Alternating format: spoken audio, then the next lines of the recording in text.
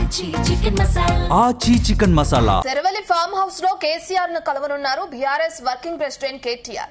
America నుంచి ఇవాళ హైదరాబాద్ కు చేరుకున్న కేటీఆర్ ఫామ్ హౌస్ కు వెళ్తున్నారు. ఈ నెల 27న బీఆర్ఎస్ పార్టీ ఆవిర్భావ దినోత్సవం ఉంది. దీనిపై కేసీఆర్ తో చర్చించనున్నారు కేటీఆర్. అలాగే అదే రోజు ప్లీనరీ నిర్వహించే యోచనలో ఉంది బీఆర్ఎస్. మరోవైపు జీవన్ రెడ్డిని బీఆర్ఎస్ లోకి ఆహ్వానించే అంశంపై కూడా చర్చించనున్నారు.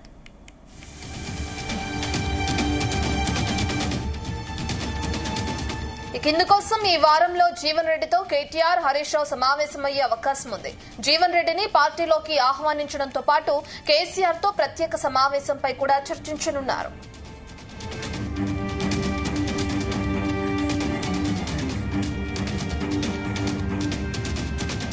సంబంధించిన డీటెయిల్స్ మా ప్రతినిధి వంశీకృష్ణ అందిస్తారు.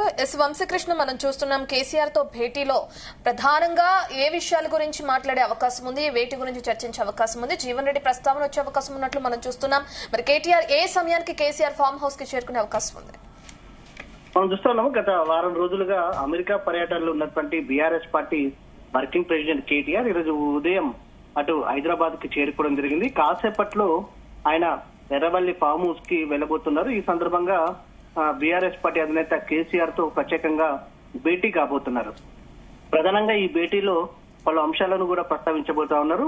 మరో 2.5 సంవత్సరాల్లో ఎన్నికలు ఉండబోతున్నటువంటి నేపథ్యంలో పార్టీకి సంబంధించినటువంటి ఎలా ముందుకు వెళ్లాలనే అంశం పైన ప్రధానంగా చర్చ జరిగే అవకాశం ఉంది. దాంతో పాటుగా ఈ నెల 27న పార్టీ ఆవిర్భావ దినోత్సవం ఉన్నటువంటి నేపథ్యంలో పార్టీకి సంబంధించినటువంటి ప్లీనరీకి సంబంధించి ఏర్పాట్లకు సంబంధించి కావచ్చు, దాంతో పాటుగా ఆ రోజు ఎలాంటి కార్యక్రమాలు తీసుకోవాలి, దాంతో పాటుగా భవిష్యత్తు కార్యాచరణ పైన కూడా ప్రత్యేకంగా చర్చించే అవకాశం ఉందని కూడా తెలుస్తా ఉంది. దాంతో పాటుగా కాంగ్రెస్ పార్టీని విభేదించి బయటకు వచ్చినటువంటి సీనియర్ నాయకుడు జీవన్ రెడ్డితో కూడా సంబంధించినటువంటి అంశం పైన కూడా చర్చించే అవకాశం ఉంది. ఈ అంశం పైన ప్రత్యేకంగా చర్చించి అటు ఏదైతే జీవన్ రెడ్డిని ఎప్పుడు పార్టీలోకి తీసుకోవాలి అనే అంశానికి సంబంధించి జీవన్ రెడ్డితో BRS party working president KTR కావచ్చు, హరీష్ రావు కూడా ఎప్పుడు భేటీ అయ్యే అవకాశం ఉన్నట్టు కూడా ప్రధానంగా చర్చించే అవకాశం ఉన్నట్టు కూడా తెలుస్తా ఉంది.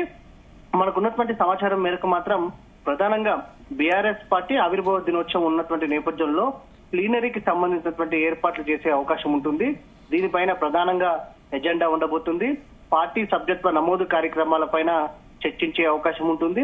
దాంతో పాటుగా కమిటీలు కావచ్చు, రాష్ట్ర స్థాయి కమిటీల నుంచి క్షేత్రస్థాయిలో ఉన్నటువంటి కమిటీలు, గ్రామ స్థాయి కమిటీల వరకు కూడా బీఆర్ఎస్ పార్టీ కమిటీలను పైన చర్చించే అవకాశం కూడా మనకు కనిపిస్తోంది. ఎందుకంటే అంతర్గతంగా పార్టీకి సంబంధించినటువంటి బలోపేతం లేనటువంటి నేపథ్యంలో క్షేత్రస్థాయిలో క్యాడర్ అనేది కొంత లేనటువంటి పరిస్థితి కూడా మనకు కనిపిస్తున్నటువంటి నేపథ్యంలో క్షేత్రస్థాయిలో కమిటీలను ఏర్పాటు చేసి పార్టీని బలోపేతం దిశగా ముందుకు వెళ్లే అవకాశం కూడా మనకు చాలా స్పష్టంగా కనిపిస్తా ఉంది. దీనికి సంబంధించి ముందుగా సభ్యత్వ నమోదు కార్యక్రమాలు కూడా తీసుకునే అవకాశం ఉంది. ప్రధానంగా ప్లీనరీకి సంబంధించినటువంటి కార్యక్రమాలు, తీర్మానాలు, దాంతో పాటుగా ఎక్కడ నిర్వహించాలనే అంశం పైన ప్రత్యేకంగా చర్చించే అవకాశం ఉన్నట్టు కూడా మనకు ప్రధానంగా తెలుస్తా ఉంది.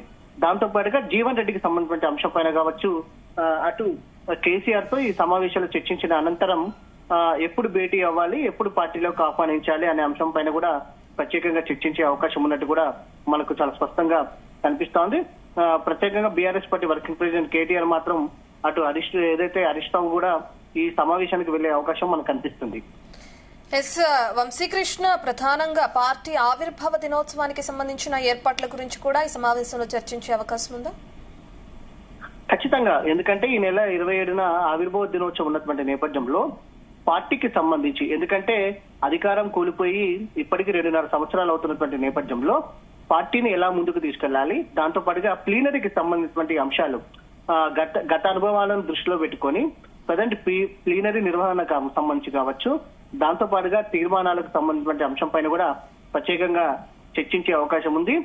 ఈ ప్లీనరీకి సంబంధించినటువంటి సభా వేదికను ఎక్కడ ఏర్పాటు చేయాలనే అంశానికి సంబంధించి కూడా ప్రత్యేకంగా చర్చించే అవకాశం ఉంది. ప్రధానంగా సభ్యత్వ నమోదు కార్యక్రమాలకు సంబంధించి కూడా ఈ సమావేశంలో చర్చించే అవకాశం ఉన్నట్టు కూడా మనకు చాలా స్పష్టంగా కనిపిస్తుంది.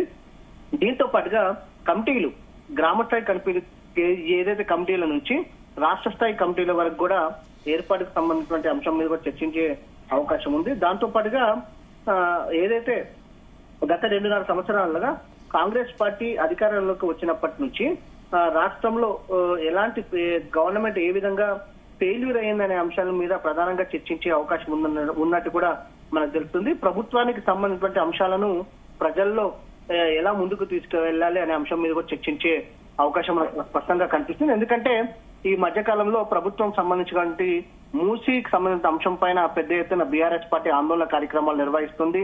దాంతో పాటుగా రైతు బంధుకు సంబంధించిన అంశం కావచ్చు, ఇలా అనేక అంశాలపైన పార్టీని ముందుకు తీసుకెళ్లాలి, ప్రభుత్వం పైన పోరాటం చేయాలనే అంశం మీద కూడా పార్టీ బలోపేతానికి సంబంధించి రానున్నటువంటి 2.5 సంవత్సరాల్లో ఎలా చర్యలు తీసుకోవాలి, ప్రజల్లో ఎలా ముందుకు వెళ్లాలనే అంశం మీదనే చర్చించే అవకాశం మనకు చాలా స్పష్టంగా కనిపిస్తుంది. ఈ సమావేశంలో జీవన్ రెడ్డిని ఆహ్వానించే అవకాశం కనిపిస్తుంది మరి పార్టీలోకి. ఇది కాంగ్రెస్ కి ఎటువంటి దెబ్బ అనుకోవచ్చు వంశీకృష్ణ?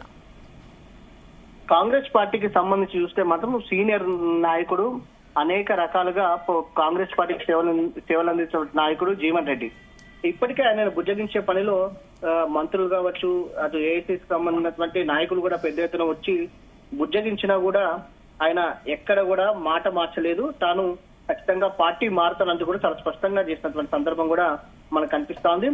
ఏదైతే బీఆర్ఎస్ పార్టీల నుంచి కాంగ్రెస్ పార్టీలోకి వచ్చినటువంటి సంజయ్, జగిత్యాలకు సంబంధించినటువంటి ఎమ్మెల్యే సంజయ్ వల్ల కొంత ఆయన ఇబ్బంది పడినటువంటి నేపథ్యంలో అందుకే నేను తాను పార్టీ మారుతున్నాను, కాంగ్రెస్ పార్టీ కష్టపడితే తనకు లభించినటువంటి ఫలితం ఇదేనా అంటూ కూడా ఆయన ఆగ్రహం వ్యక్తం చేసినటువంటి సందర్భం కూడా మనకు కనిపిస్తా ఉంది.